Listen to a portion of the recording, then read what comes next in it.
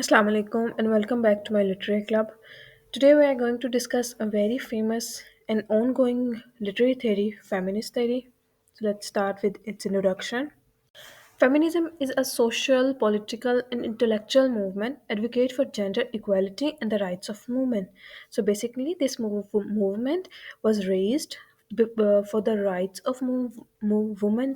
It was to break the shackles and to break the chains of the woman, not to chain the man that is going nowadays. Okay, the main ideas, the main purpose was of feminism was they were against this gender discrimination, patriarchal norms, and the social injustice. This is a very famous line, a very famous quote of feminists that the women's rights are human rights because women are also human and they also should have the rights of their own property or of their own body or of their own thinking of their own decisions as the men have. Okay, so this was the main struggle that the feminist was fighting for. Our main focus of the study is what is feminist literary criticism, how we criticize or analyze or interpret a text under the lens of feminism. Okay, so we'll focus on the things like the author of the text, whether it is a male author or the female author, the role, the power, the identity of the female characters in the text, how they are represented, also the marginalization of the women characters. Are they oppressed? The like we have to focus on the things on the notes that the voice of the female characters are present or not. So this is literary criticism, literary analysis of feminism. These are the names of the some of the major feminist theorists, along with many others. They contributed much in this literary theory. There were four waves of feminism. First wave focused on the women's suffrage, property rights, and legal equality. Second wave focused on the workplace rights, reproductive freedom, and systematic sexism. Third wave focused on the intersectionality, body positivity, and diverse gender identities. And the fourth wave, which is now ongoing present, it was focused on sexual harassment, LGBTQ rights, and the global feminism. Now we'll discuss our main idea, the roots of feminism, or we can say causes of feminism or the reasons of feminism. Why there was the need of feminism. First of all, there was inclusive he. The use of inclusive gender neutral he in the language. So we can say our language was corrupted, okay, because there was the use of he which represent both male and female in that sentence. For example, we can say that uh, the professor said that each student must submit his assignment on time. Now, this his in this line represent both male student and the female student, but there are word main word is inclusive he his. Okay, second name is pseudonyms. Many female writers have to write another pseudonyms or the fake names of male. For example, there's a very famous writer, Mary Ann Evans, who used the pseudonym of George Eliot, the fake name of a man. Why? Because the female writers knew that if they write any text under their own name, the reader would not even bother to read that text. If the text is written by some female author, then the readers would not even read that text. Okay, so they use these pseudonyms so that their text could be published and people could read it. Binary opposition is, the two different ideas, uh, opposite to each other. One is present and one is absent. So in feminist focus, that in binary opposition there is always one idea is privileged and the other is somehow inferior, and the privileged ideas is expressed first. For example, the good and evil. So the good is privileged more than the evil. We can say day and night. So the day is privileged, day is period, then the night. And the same thing is whenever we use the terms male and female, we call the word male before. So the male are superior and they are privileged, and they are and the female are inferior, even in our language, in our binary opposition. So everything, our language is corrupted. Female characters in the literary text There was the portrayal of female characters in the literary text of that Victorian era when the feminism started. There are many examples of this. For example, we can use the example of Pride and Prejudice by Jane Austen. All the female characters of the novel, their solo purpose, their aim of the life to find a suitable and wealthy and handsome person to marry and become a housewife. There's no another purpose of their lives. Okay, so that was the character that was portrayed in the text of the female, that they don't have their own mind, their thoughts, they just have to marry a wealthy man. That is their aim. Secondly, we can use the example of The Dollhouse by Henrik Ibsen. Now, there's a protect. The main female character of The Dollhouse was Nora, and all her personal and financial decisions, everything was taken up by her husband. Why? Because she was not capable to take decisions. Okay, that was portrayed in that text. So, the female characters in the text were very submissive, indecisive, weak. Okay, and same the traditional gender roles. How traditional gender roles define a woman.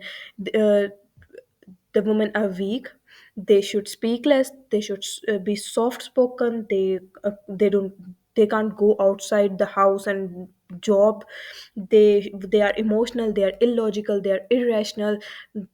So and the male gender roles, traditional gender roles, are the strength and the power and authority and decision making and breadwinner.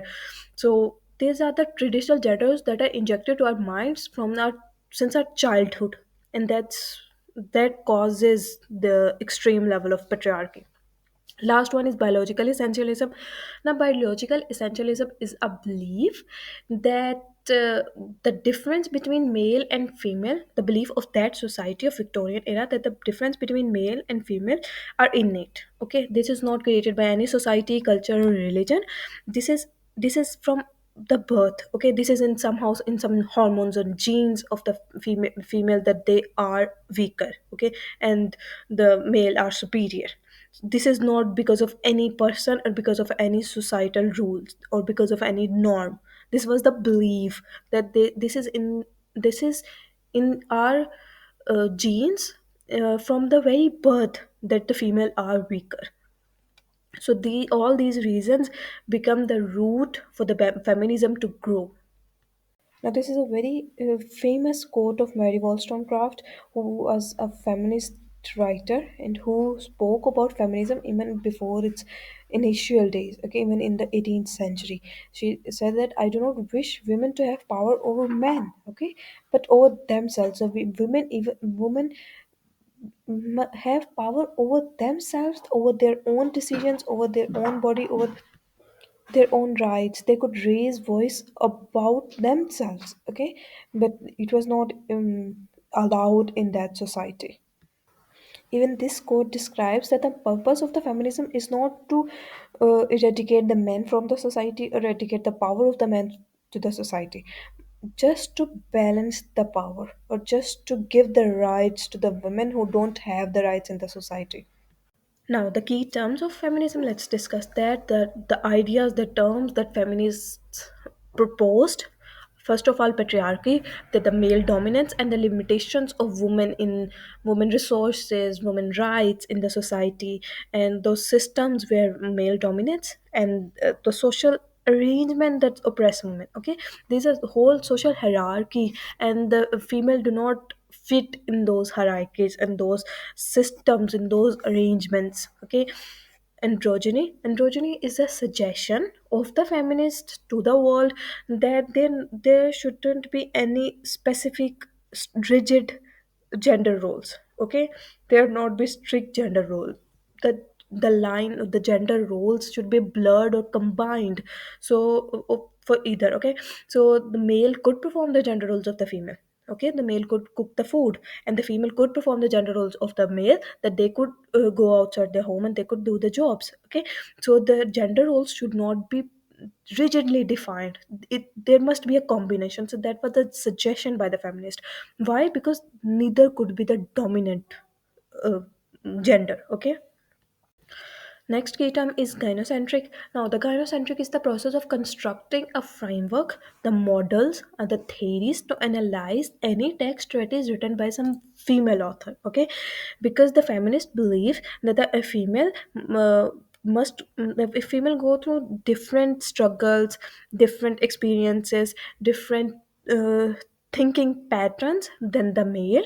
So the models or the theories that we apply on the text to interpret the text of the male authors couldn't be applied on same theories and models on the text of the female authors. There must be some different uh, models or different theories according to their thinking process, according to the thinking process of the female writers, to interpret their text. So that was gynocentric. Then there is marginalization, that refers to the being enforced to the outskirts. Okay, that the females were outskirted to socially and anything that is socially and politically significant, because they are illogical and they are irrational and they are not suitable for any social and political significance. Okay, the female voice was marginalized or somehow discounted altogether. Okay, for example, as I earlier discussed, the dollhouse, the female voice of the Nora was not just marginalized, it was discounted in the whole novel. Next one is phallocentrism. Now, this is a term coined by Jacques Derrida. It is phallus and logos and then centricism. So phallus is male, logos is language, and centricism is centric. Okay, so it is believed this term is defined as that the logos, the language, is male centric. Okay, phallus centric. Our language revolves around male. Why? Because male are privileged in the language, as we have earlier discussed, the inclusive he, the binary opposition, and now that the, for example, in order to address any woman, we have to address their marital status, Miss or Mrs. Okay, but there are not any word, any terms for the male to address them according to their marital status. Why there's not any term?